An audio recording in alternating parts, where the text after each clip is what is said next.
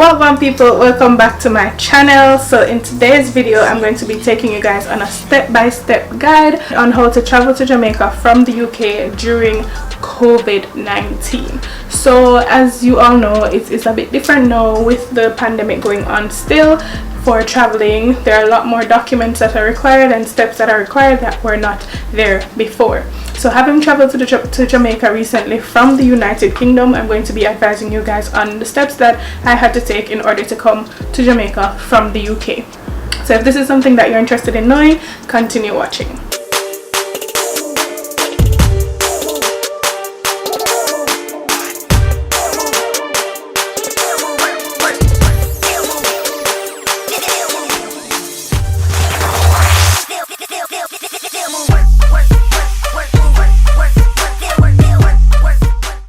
Okay, so as you know, the first step in order to travel is of course to book your ticket or book your flight. Alright, so the two main options that we really have if we're traveling directly from the UK to Jamaica are either British Airways or Virgin Atlantic. So British Airways are mainly known for traveling to Kingston, while Virgin Atlantic are known for traveling to Montego Bay. So I actually traveled with Virgin Atlantic. The prices of the tickets really depend on how far before you travel, you know, how far in advance you book your ticket, I would say. But you can get prices as low as I think maybe 500 and something pounds, or at least I was getting those prices back then. Being as the place is now open up, it might be a little bit higher, but there are two things that you can do in order to get cheaper prices, or to, you know, snag a little deal. You can actually go on the site to book your flight on the exact day that you want to fly, because they do tend to sometimes, not all the time, sometimes they tend to lower the prices in order to fill the flight. So that is a risk that you can take, but of course you need to like prepare yourself before in order to get on the flight. So that means that you'll have to already take your COVID-19 test and get your results in order to be able to, you know, actually be able to book and fly on the same day. Everything's supposed to pack already, everything's supposed to be sorted. But yeah, so as it relates to the booking, that is one tip. You can actually just book on the direct day of the flight. You're not guaranteed to get a flight. However, personally I traveled with Virgin because I had a really bad experience with British Airways, in where I actually lost my money for the flight that I booked with them at first, so I had to go ahead and completely rebook with Virgin Atlantic. However, you know, to each his own. So yeah, I ended up going with Virgin Atlantic and I landed in Mobay.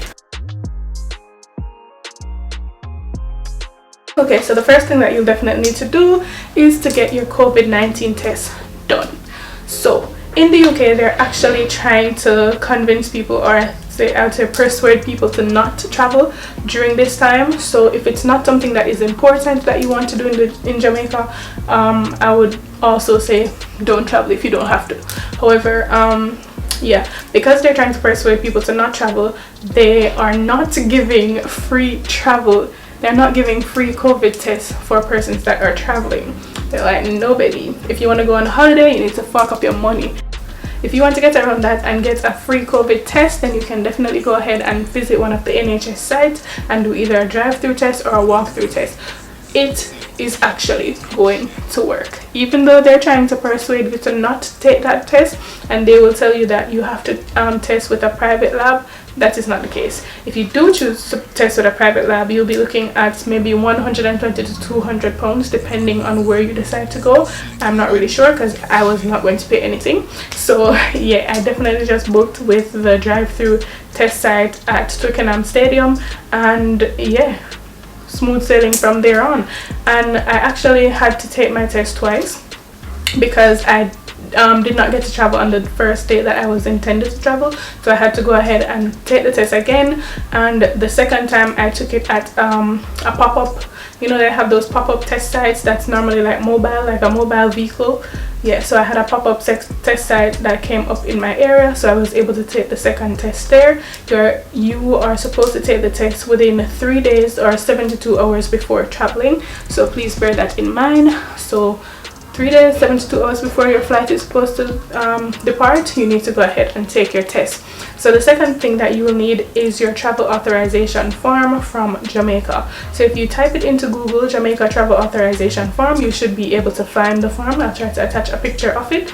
And this will allow you, basically give you permission to travel to Jamaica. What you need to do is to fill in the address that you'll be staying, contact details, and you know, some other information I think about your flight as well, and they'll give you basically like a certificate that you can print out and take with you while you're traveling. And those things are really all you need: the COVID-19 negative result and the travel authorization form for Jamaica. And one thing I also was meant to mention is there's a form that is said to be required when you're leaving the UK that basically gives you permission to leave the UK. Yes, as it relates to that form, they did not ask for it. I cannot remember the name of the form right now, but when I do, I'll include it in the video. They did not ask for this form, so it might just be all smoke and mirrors, to be honest. Maybe they're just another tactic in order to persuade you to not travel unless it's essential. The only time that these documents were actually checked, however, was when I was in Heathrow. So while I was still in the UK, these two documents were checked, and then I was allowed to proceed onto the flight. When I arrived in Jamaica, these documents were not checked. They did not check for COVID-19 results, and they did not check for the travel authorization form. I don't know if it's because it's an agreement that they check it before you travel. That might be the case. However, they did not ask for any of those. Only thing that was required when I got to Jamaica is a temperature check, and they took note of the address that I'll be staying as well as a phone number to contact me on. Everything else was really just smooth sailing from there out. As it relates to customs, however, that's where the issue was, because basically everybody was sent through the customs line. Even when you join the nothing to declare line, they kind of just say, okay, we see that you're here. Once you get to the front door, go and join the other line. And that was it. So I joined the nothing to declare line. After finally getting to the front, she checked my documents and everything, and then kindly sent me to the declare line to be scanned or whatever. So yeah, basically they kind of like dug through my luggage and whatever, but I wasn't taxed or anything.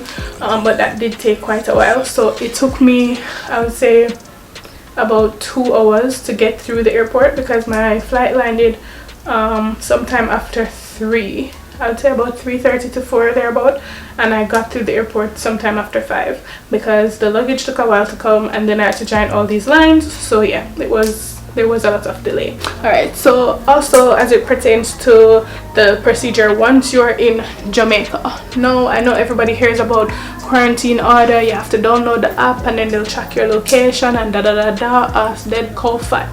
Unfortunately, or I don't know if it's fortunately, I did not get any of this information whilst going through the airport. I'm not sure if it's because I landed in Montego Bay.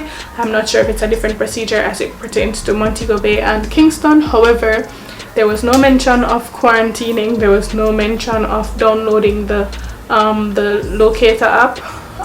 Yeah, basically there was no COVID-19 discussion in Jamaica Montego Bay airport. Not sure why. Maybe it's because our cases have gone down in the UK, I would like to think, but I do not know. That is it for this video. Basically, very few things that you'll have to do in preparation for your travel.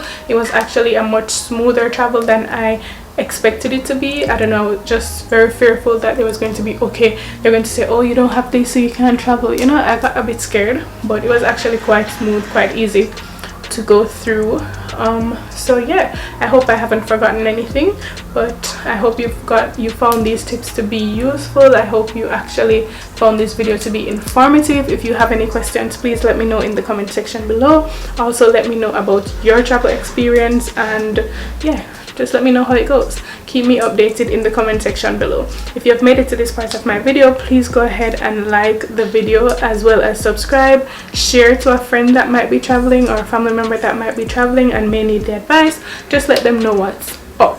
So yeah, remember to subscribe to my channel, and until next time, bye.